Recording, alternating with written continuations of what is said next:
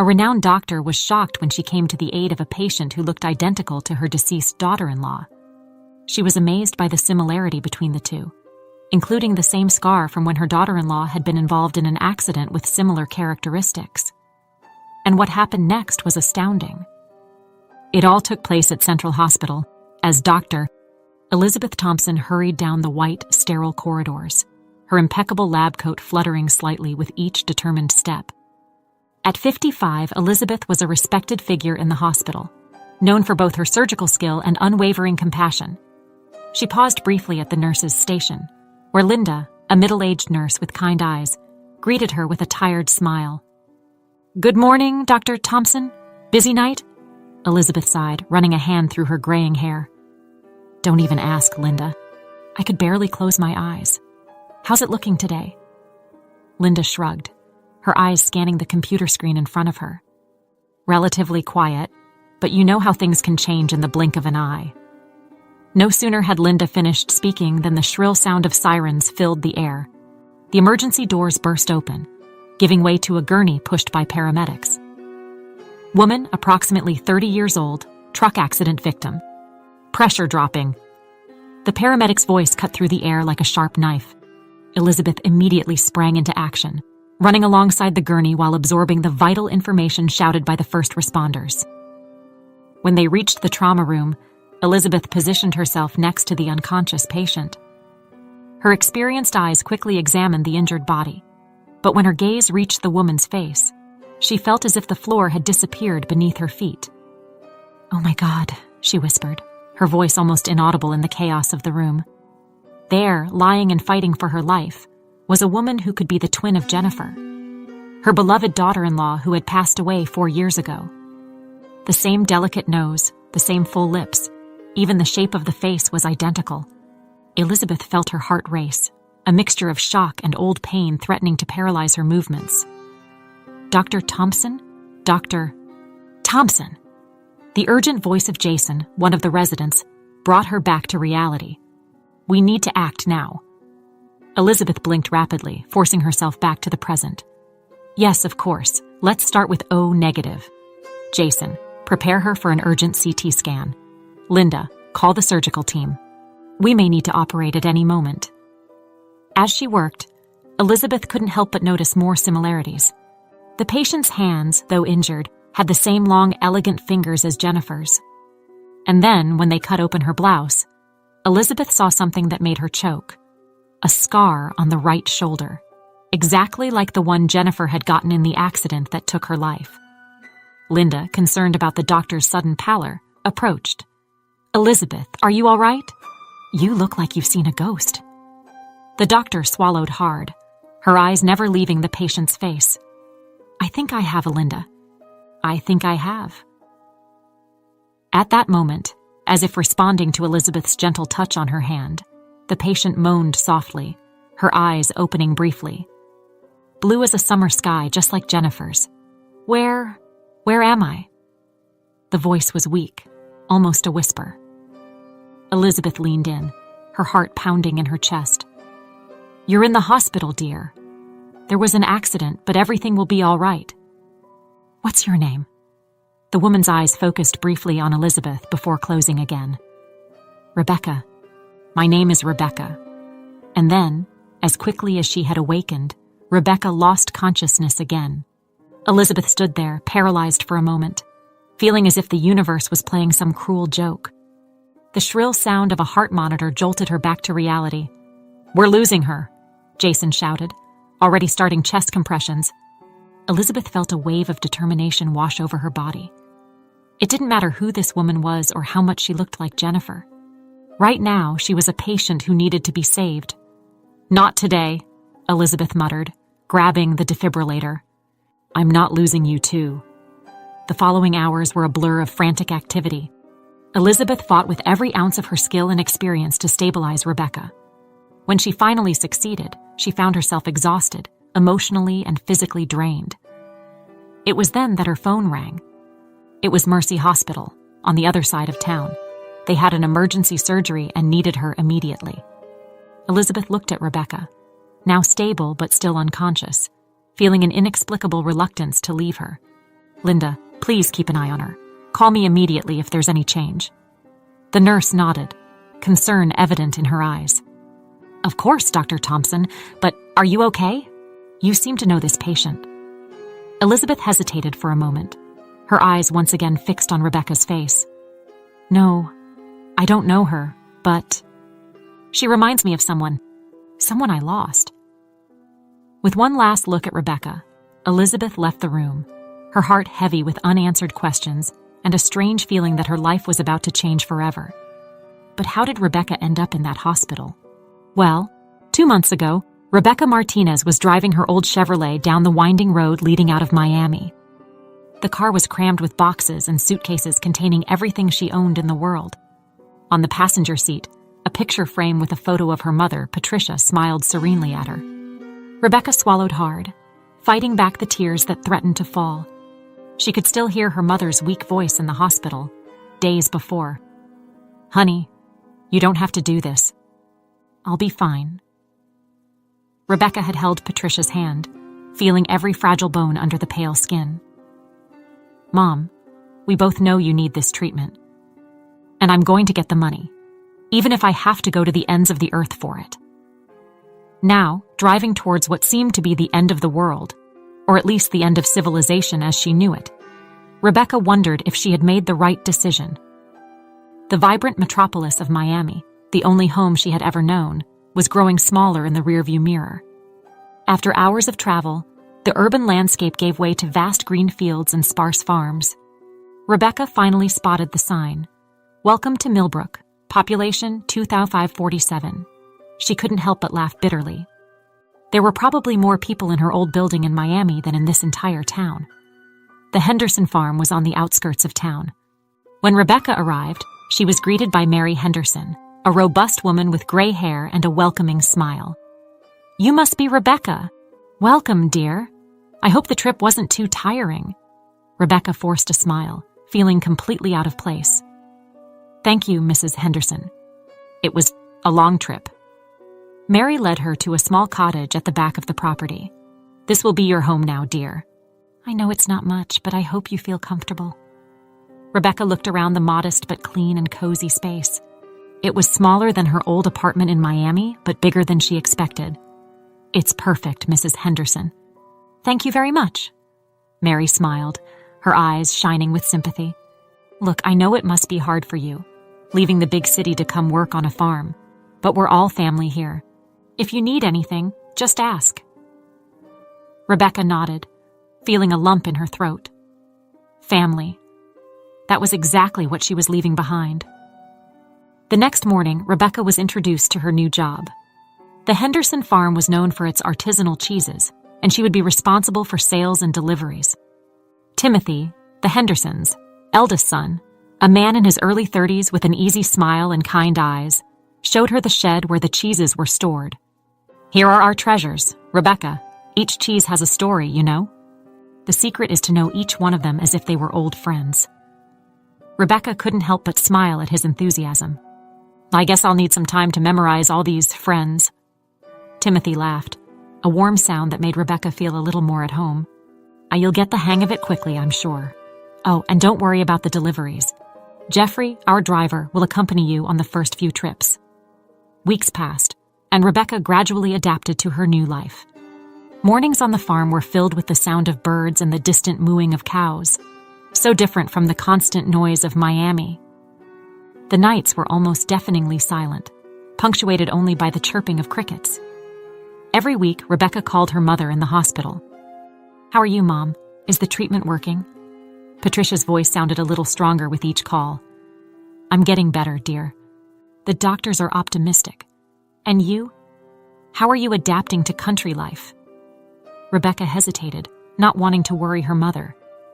"It's different, but the work is good, and the people are kind." What Rebecca didn't say was how much she missed home, how she cried silently every night, looking at her mother's picture. She didn't tell about the constant fear that the money she was earning wouldn't be enough, that she had abandoned her life in Miami for nothing. One day, almost 2 months after her arrival, Jeffrey, the driver, got sick. Mr. Henderson approached Rebecca with a worried expression. Rebecca, I know you're still new at this, but we need you to make the deliveries alone today.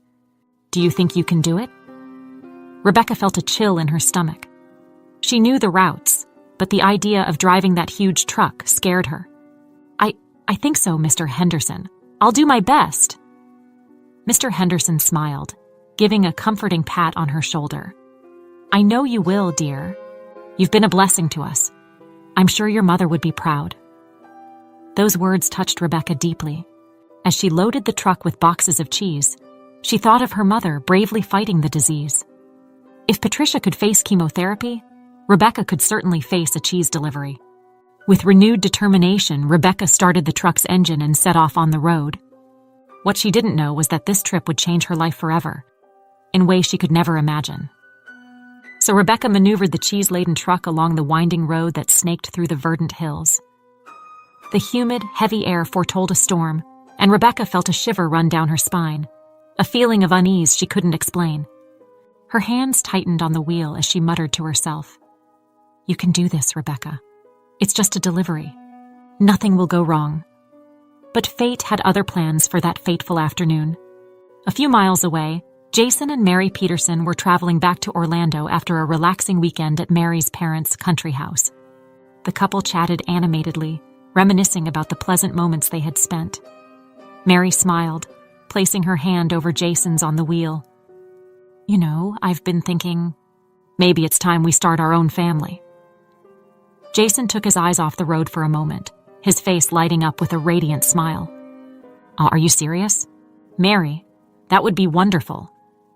The happiness of the moment was abruptly interrupted when Jason spotted something alarming ahead. A large truck was coming towards them, dangerously snaking along the road. Inside the truck, Rebecca struggled to maintain control.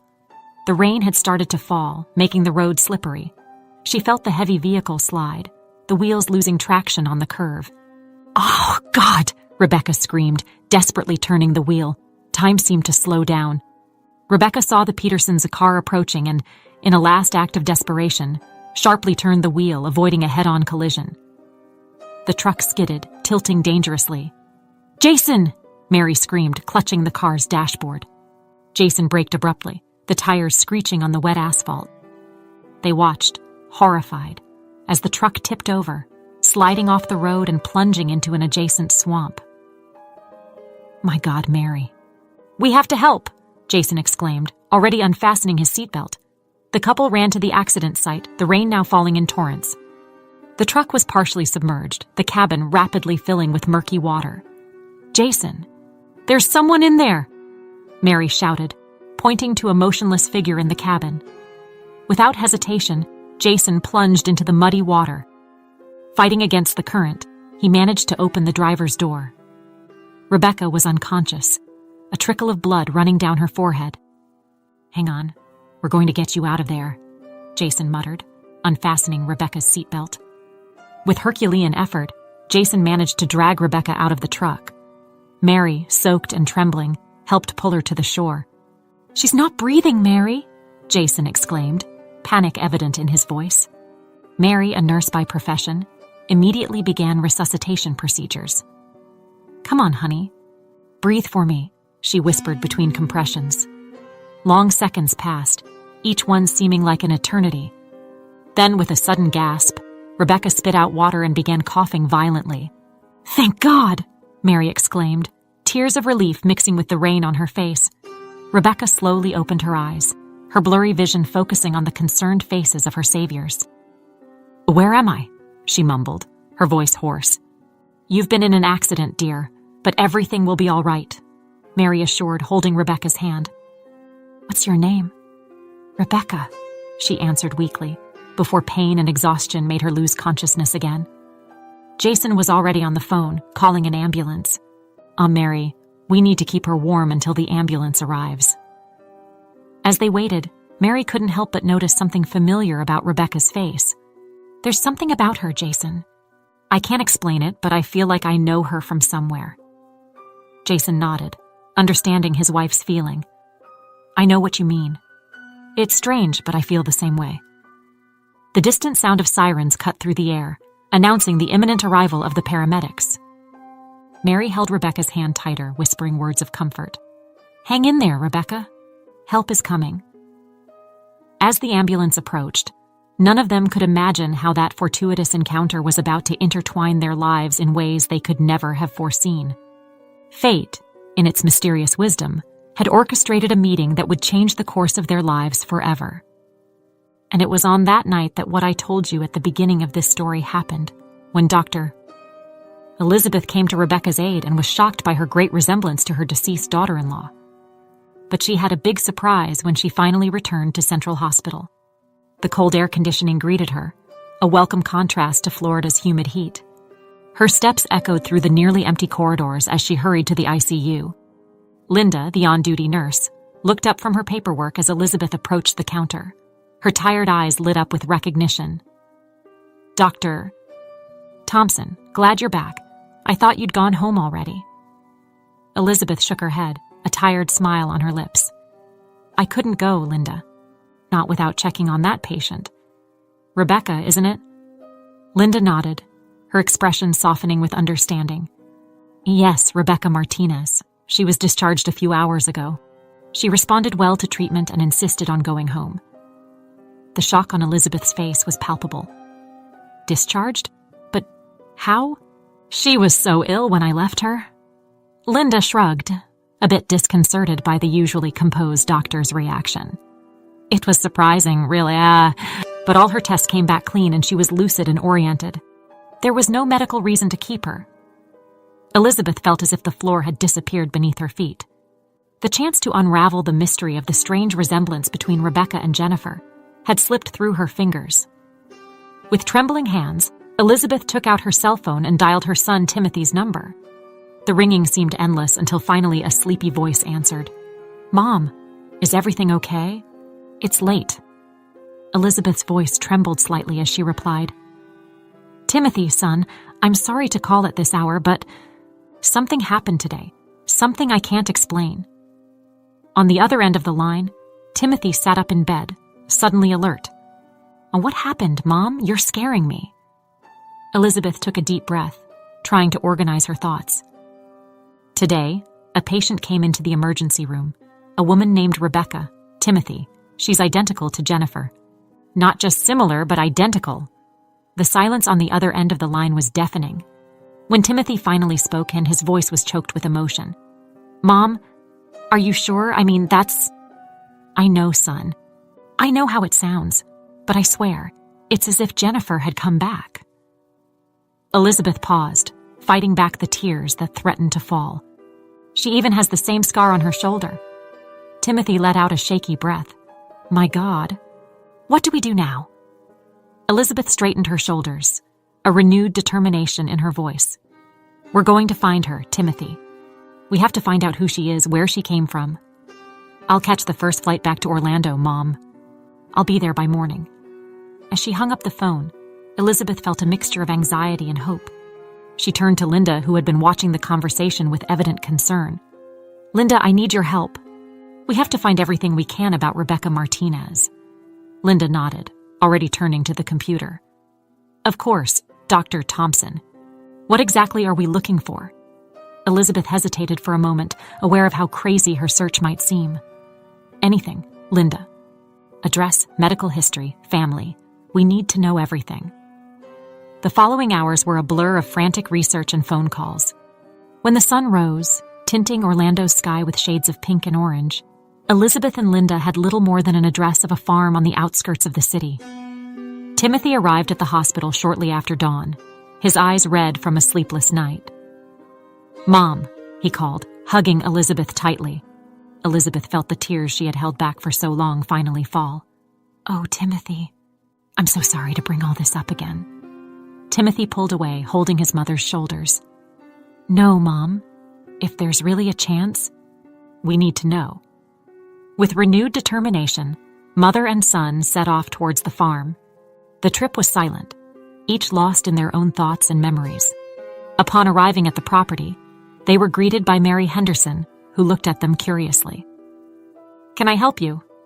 Elizabeth stepped forward, her voice trembling slightly. "We're looking for Rebecca Martinez. It's very important that we speak with her." Mary frowned, concern evident on her face. Rebecca? She had an accident yesterday. She's at the hospital in Orlando. Yes, but she was discharged last night, Elizabeth murmured. That's why we're here to see how she's doing. Mary shook her head, confused. Elizabeth and Timothy exchanged stunned looks. Without a word, mother and son ran back to the car. As Timothy drove back to Orlando, Elizabeth felt her heart pounding in her chest. The mystery was deepening, and she knew they were on the brink of a revelation that would change their lives forever. When Elizabeth and Timothy arrived at the center of the farm, the air was charged with tension and expectation as they crossed the gates of the main entrance. Linda, the nurse who had worked at the hospital, spotted them immediately and waved, calling them over. Her eyes shone with a mixture of excitement and concern. Dr. Thompson, Timothy, I'm glad you're here. You won't believe it, but Rebecca is here. She arrived a few hours ago, brought in by a couple who rescued her from an accident. Elizabeth felt her heart race. Where is she now, Linda? Can we see her? She's all right, but still a bit shaken from the accident. Timothy placed his hand on his mother's shoulder, feeling her tremble slightly under his touch. Are you ready for this, Mom? Elizabeth took a deep breath, trying to calm her nerves. We have to be, don't we? Let's go. Each step echoed in Elizabeth's ears, mixing with the frantic beats of her heart. When they finally arrived in front of the house, she hesitated, her hand hovering over the doorknob. Timothy, what if it really is her? What if it's not? I don't know which would be worse. Timothy gently squeezed his mother's shoulder. Ooh, whatever it is, Mom, we'll face it together. With a determined nod, Elizabeth turned the knob and entered. The world seemed to stop for a moment. Lying on the bed was Rebecca, her resemblance to Jennifer even more striking in the daylight.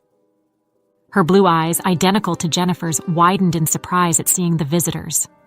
Hello, Rebecca said, her voice soft and slightly hoarse.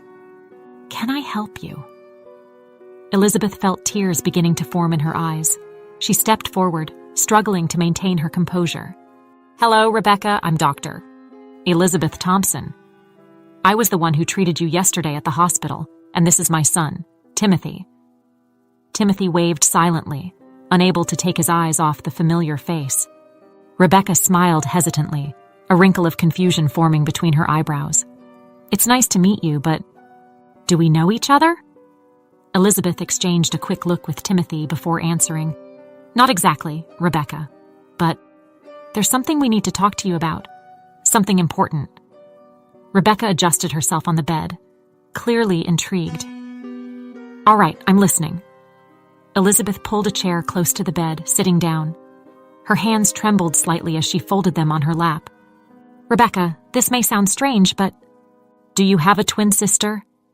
Rebecca laughed, but her laughter soon faded when she saw the seriousness on Elizabeth and Timothy's faces. No, I'm an only child. Why? Elizabeth took a deep breath before continuing.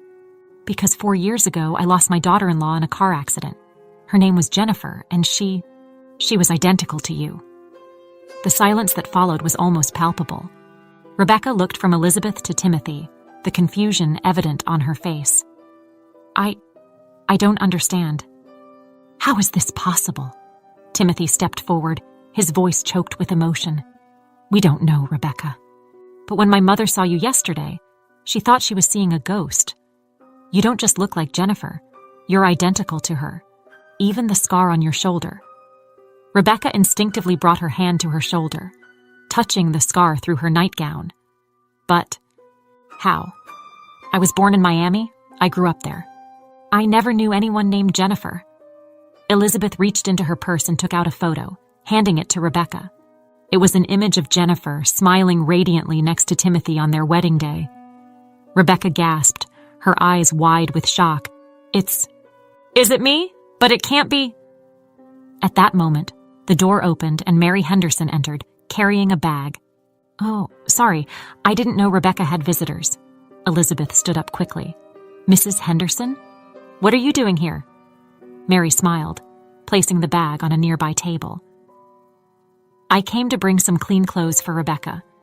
She's been working on our farm for the past few months. Do you know each other?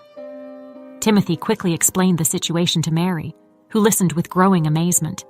When he finished, Mary turned to Rebecca, her eyes shining with a new understanding.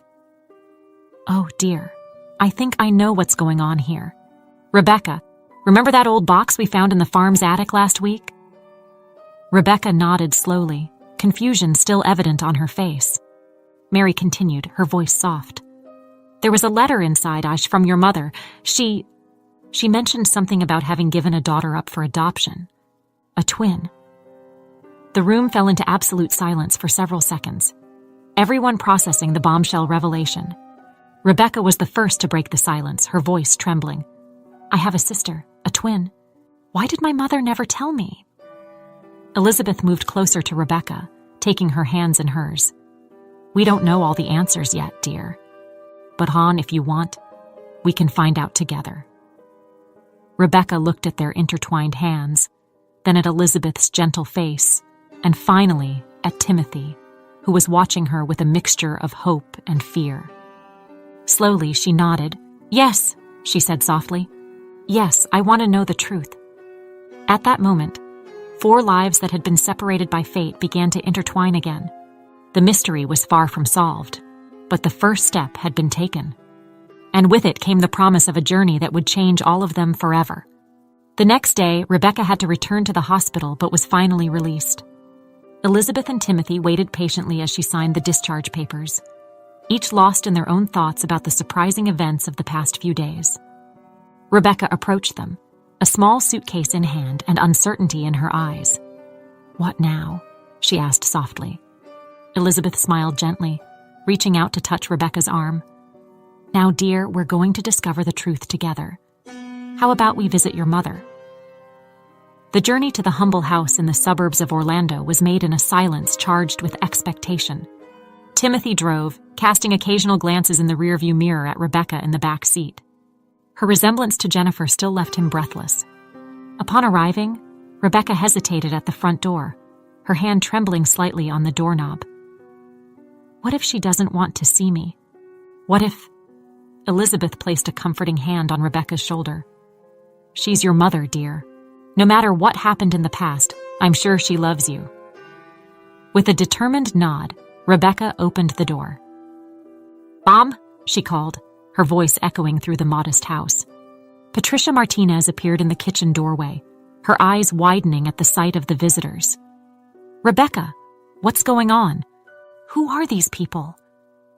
Rebecca took a deep breath, gathering courage. Mom, this is Dr. Elizabeth Thompson and her son Timothy. They have some questions about my birth. Patricia's face visibly paled.